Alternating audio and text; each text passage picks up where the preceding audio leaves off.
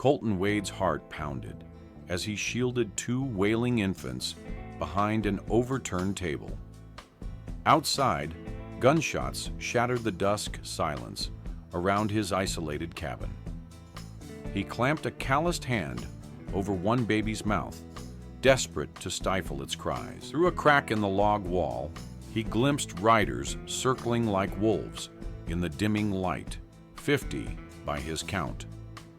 He had vowed never to spill blood again. Yet here he was, cornered and outgunned. Outside, the gang's leader bellowed that they'd burn him out by sundown if he didn't surrender. How had it come to this? What choice had led him from a sunrise act of mercy to a deadly siege by sunset? Dawn's first light found Colton trudging down the dusty main street of Red Clay Creek with a bundle of fur pelts on his back. The smell of wood smoke and brewing coffee lingered in the cool air as shops opened for the day. Colton kept his Stetson low over wary eyes. He just wanted supplies, but fate had other plans. A woman's desperate cry cut through the morning bustle. Outside the tavern, a gaunt widow in tattered calico held out two swaddled infants to a ring of onlookers. "$1 silver, take 'em," she shouted, voice cracking with agony and fury. Townsfolk recoiled in shock. None stepped forward. Colton's stomach turned at the sight. The twins were only a few months old, faces red from crying. Who would sell her own babies? Before he could think twice, Colton stepped forward, the widow's hollow eyes fixed on him. He reached into his pocket and produced a tarnished silver dollar, likely his last. "Ma'am, I'll take them," he said softly, resolve drowning out caution. A burly cowhand lurched from the saloon porch. "Hold on, you can't just buy children," he snarled, whiskey on his breath. The crowd murmured angrily. Colton braced himself, cradling the infants closer. The widow snatched the coin from Colton's palm. "They're yours now," she spat, a strange relief washing over her. The babies whimpered against Colton's chest. He had to get them somewhere safe before tempers exploded. Thunder rumbled in the distance. A storm was brewing. One infant in each arm, Colton backed away as the crowd pressed in. The cowhand barred his path, fists clenched. "You think you can just walk off with them kids?" Colton's jaw tightened. He had no quarrel here, but time was short. The sun climbed higher, and his gut warned that worse trouble would come by sundown. He met the cowhand's glare without flinching. "I reckon I can. Step aside." The man's knuckles cracked. Colton's muscles coiled, ready to fight if he must. The town held its breath. Would he have to fight his way out before more riders arrived? Subscribe now to see how Colton defends the innocent. Colton hurried down the dirt road out of town as the sun climbed. By his side was Nora Taylor, a young woman from town who had chased after him with a satchel of milk and rags for the infants. "They'll come after us," Nora warned, breathing hard. Colton nodded grimly. He expected as much. Whether law or outlaws, someone would give chase once word spread. Right on cue, distant hoofbeats drummed behind them. His pulse quickened. He handed one baby to Nora and freed his revolver. Two riders surged over the ridge in a cloud of dust. A gunshot cracked, kicking up dirt near Colton's boot. He inhaled sharply, then rose from cover just enough to take aim. His shot rang out, and the lead outlaw toppled from the saddle. The acrid smell of gun smoke bit at Colton's nose. He had taken a life again. Suddenly, the nightmarish commotion was over. The last outlaw, seeing one comrade dead and one sprawled unconscious, cursed and wheeled his horse around. He galloped off the way he came. Colton stood panting in the settling dust. A dark red stain spread through the dirt around the fallen outlaw, his heart twisted with guilt. By defending the innocent, he had broken his oath. Would more blood be spilled by sundown?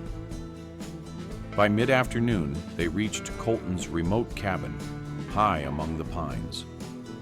Colton was exhausted, burdened by guilt heavier than the infants in his arms. Silas Green, his grizzled mentor, rushed out and quickly ushered them inside, eyes wide at the sight of two babies.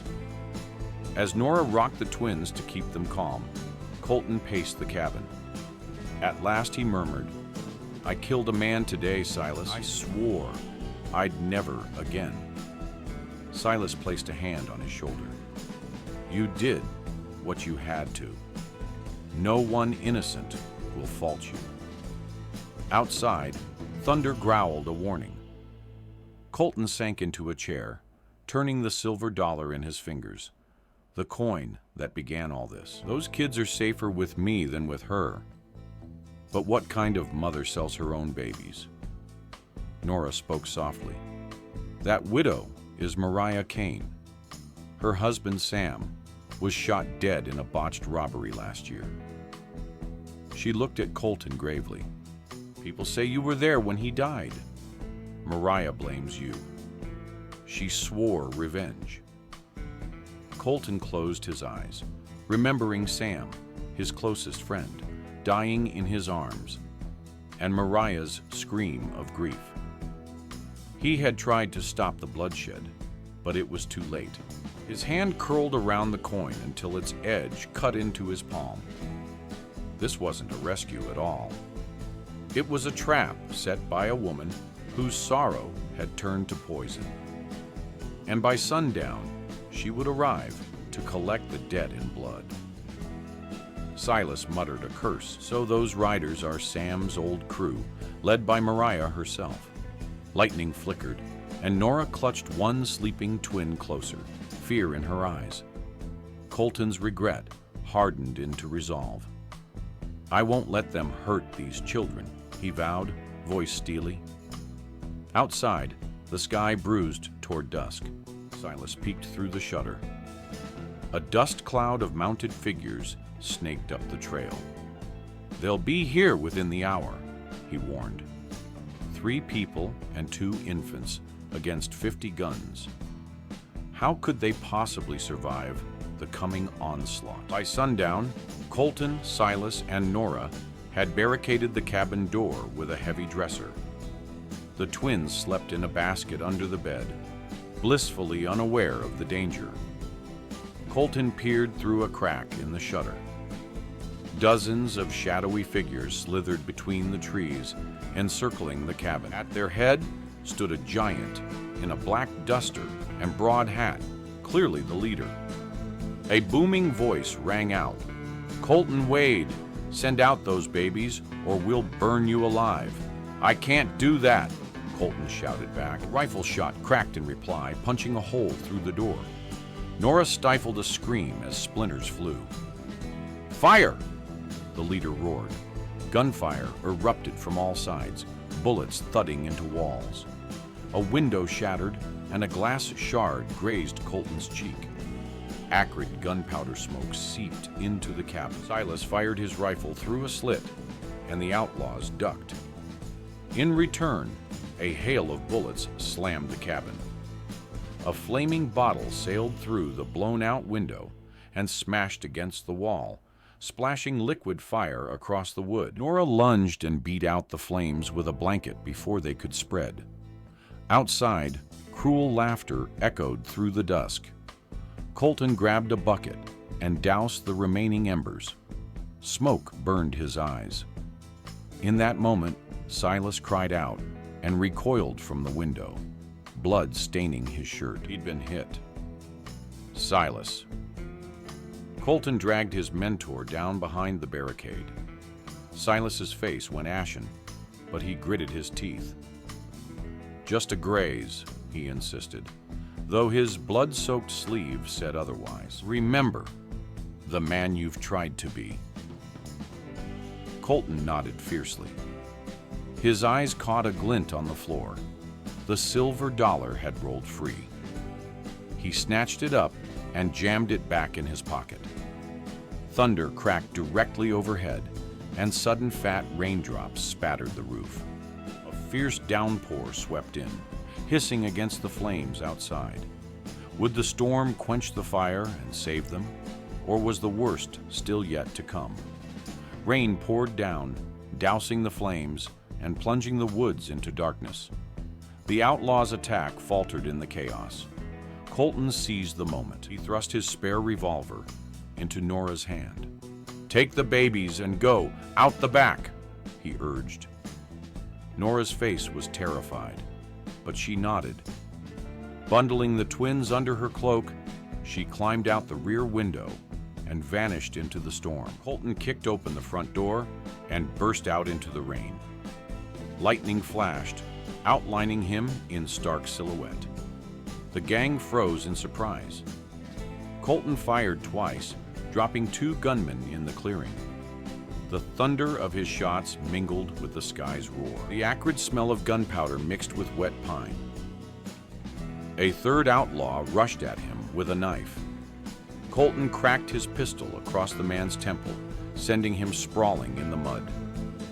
Suddenly, a massive shape slammed into Colton from the side.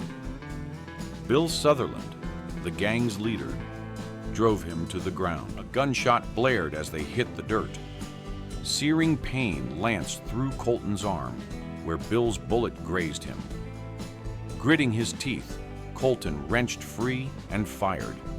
His shot struck Bill's thigh, and the brute collapsed to one knee with a howl. Colton stood over the injured outlaw. Bill glared up, expecting death. Colton pressed his revolver to Bill's chest, then stopped. He would not kill a helpless man. With a growl of resolve, he lowered the gun. Mercy over vengeance. He kicked away Bill's pistol and left the man cursing in the mud. Seeing their leader fall, the remaining outlaws lost their nerve. They whistled for retreat and fled into the trees, silhouettes peeling away into the night. Colton stood panting in the downpour, blood pounding in his ears. In saving the children, he had become the gunslinger he swore he'd never be again. And the night wasn't over yet. A jagged bolt of lightning suddenly lit up the clearing.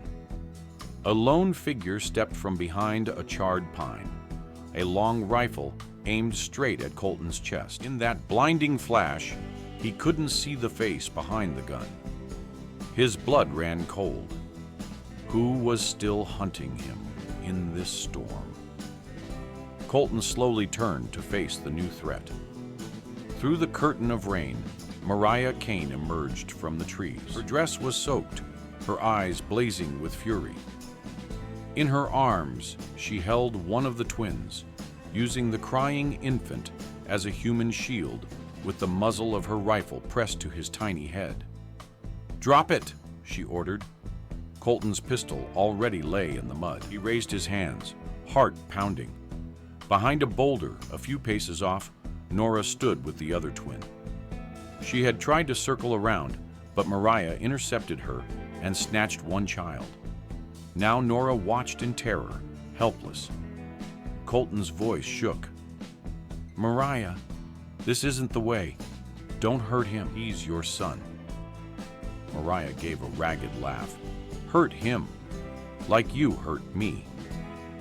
Her voice trembled with raw agony. "You took Sam from me, left me with nothing. I even sold my own flesh and blood to lure you here, to make you feel my pain. And look at you now, ready to die for them." The infant in her grip wailed, jostled by her trembling arms.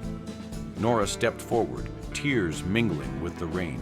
"Please," she begged. "They're innocent. They've done nothing to you." "Innocent?" Mariah spat. "They're Sam's blood. Every breath they take reminds me of what I lost. Why should you get to live in peace while I suffer? You're going to watch them die, Colton, just like I watched my Sam die." Lightning forked overhead, briefly illuminating Mariah's face contorted with torment. Rain dripped from Colton's brow as he slowly inched one hand toward his vest. "If you want revenge," he said hoarsely, "take me. Just let the children go." His fingers found the silver dollar in his pocket. In one swift motion, he flicked the coin at Mariah. The tarnished disk whirled through the wet air and cracked against her forehead. She cried out and staggered back, reflexively swinging her rifle away from the baby. Colton sprang forward. He ripped the screaming infant from Mariah's arms as her rifle fired a wild shot into the sky. Nora rushed in too, shielding both twins as Colton grappled with Mariah. Mariah scratched and screamed, but Colton tore the rifle from her grasp and pinned her to the muddy ground. At last, her fight collapsed into sobs. She sank to her knees, rain washing over her bowed form. Chest heaving, Colton stood and gently passed the rescued twin back to Nora. Then he turned to Mariah. She knelt in the muck, trembling and defeated. Colton bent down and picked up the muddy silver dollar, the same coin from that morning, and pressed it into her hand. It was a silent acknowledgement of a debt that could never be repaid. Mariah clutched the coin to her chest and shut her eyes, rain and tears streaming down her face. The night's violence was over, but its wounds ran deep. Could any act of mercy ever wash away so much blood? For now, the twins were safe, and dawn broke over the drenched plains, washing away the night's blood. But Colton knew peace would not come easy. He had saved innocent lives, but his own redemption was far from certain. Subscribe for more Wild West tales of redemption and revenge.